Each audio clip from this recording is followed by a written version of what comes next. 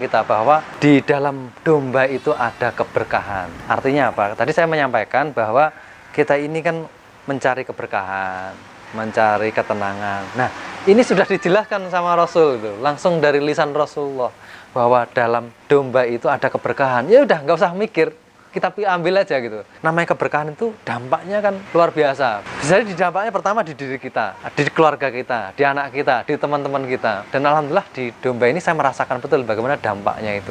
Contoh yang kita lakukan adalah kita mencoba menggali bagaimana sih hidupnya domba itu, fitrah kehidupannya gitu. Artinya kita pengen memahami kebahagiaannya domba gitu. Jadi domba itu kita perlakukan supaya dia itu bahagia. Bahagianya gimana ya? Memperlakukan sesuai fitrahnya domba. Domba itu fitrahnya dia digembalakan. Maka saya meyakini bahwa ilmunya beternak domba itu yang menggembala. Tanpa gembala ya kita nggak akan dapatkan ilmu keberkahannya. Yang kita dapatkan mungkin hanya profit ya, seperti bagaimana bisnis-bisnis yang lainnya. Nah makanya inilah alasan kenapa domba kita gembalakan, walaupun nggak 100%, supaya mereka bahagia. Ketika perasaannya bahagia, domba juga punya perasaan loh kan gitu. Maka Allah juga akan mendoakan kita. Saya itu sering sekali ketika itu bingung gitu ya, ketika menghadapi persoalan-persoalan itu, ketika kelelahan penggembalaan itu tenang gitu kan. Bahkan ada salah satu, mohon maaf ini saya sebut ya, ada satu karyawan kita itu dulu itu sempat kecanduan obat-obatan begitulah ya.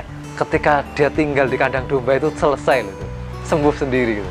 Nah artinya apa? Domba ini keberkahannya tadi itu ternyata bisa menenangkan jiwa, bahkan mengobati penyakit. Ya itulah alasan kita kenapa memilih domba, dan itu kita gembalakan. Dengan menggembalakan itu kita akan dapat banyak sekali. Di situ ada aspek bisnis, ada aspek pendidikan, ada aspek kepemimpinan. Makanya setiap Rasul, Nabi itu diutus Allah mesti disuruh menggembala domba dulu. Kenapa? Dia nanti akan merawat umat, memimpin masyarakat gitu. Di situ dilatih langsung kesabaran kita. Bahwa titik bangkit itu pada saat kita itu ikhlas dengan apa yang Allah takdirkan pada kita itu. Jatuh itu ketika kita ikhlas, maka Allah akan ngasih solusi. Karena inna ma'al usri yusra, bersama kesulitan itu adalah kemudahan. Ayat itu bersama. Supaya kita mendapatkan kemudahannya bagaimana? Maka kita harus ikhlas gitu.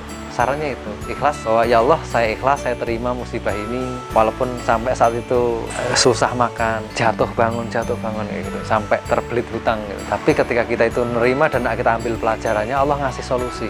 Selama ini kenapa masalah itu sulit kita selesaikan?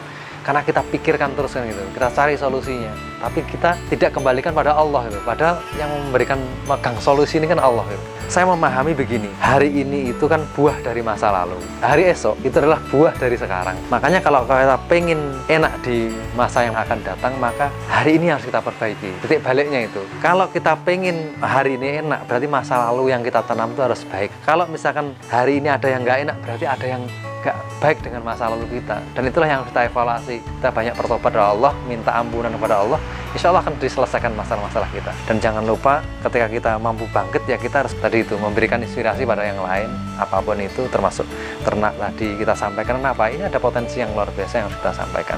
Di balik kesuksesan siapapun itu pasti ada peran orang-orang yang luar biasa di sekelilingnya. Maka kita ini hanya orang yang dihantarkan sebenarnya. Makanya kita harus jangan lupa diri, intinya begitu.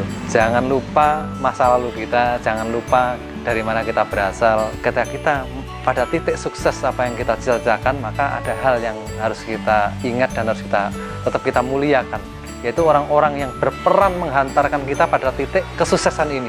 Jangan sampai kita lupa pada mereka, karena kesuksesan kita adalah hasil dari doa-doa mereka semuanya dan support dari mereka.